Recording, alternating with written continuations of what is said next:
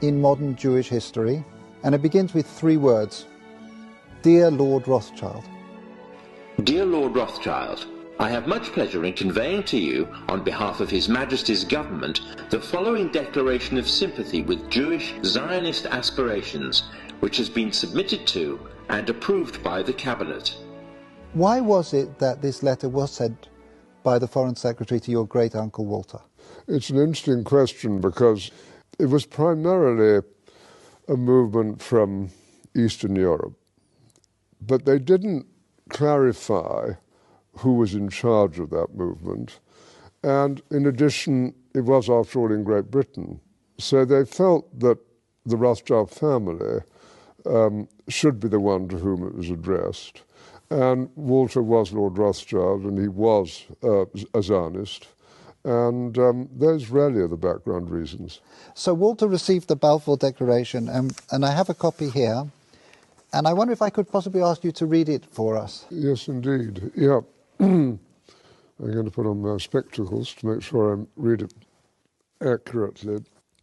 His Majesty's Government view with favour the establishment of Palestine as a national home for the Jewish people, and will use their best endeavours to facilitate the achievement of this object, it being clearly understood that nothing shall be done which may prejudice the civil and religious rights of existing non-Jewish communities in Palestine, or the rights and political status enjoyed by Jews in any other country. I should be grateful if you would bring this declaration to the knowledge of the Zionist Federation. Yours, Arthur Balfour. And here it is, the Balfour Declaration. What do you feel when you see it here? I genuinely feel it's one of the most extraordinary moments in the history of the Jewish people. If you think it took 3,000 years to get to this. And then you say, how did this miracle happen?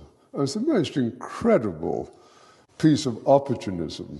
I mean, if you think you had an impoverished would-be scientist, Chaim Weizmann, who somehow gets to England, meets a few people, including members of my family, seduces them. He has such great charm and conviction. He gets to Balfour, and he unbelievably persuades Balfour and Lloyd George, the Prime Minister, and most of the ministers, that this idea of the national home for Jews should be allowed to take place. I mean, it's so unlikely.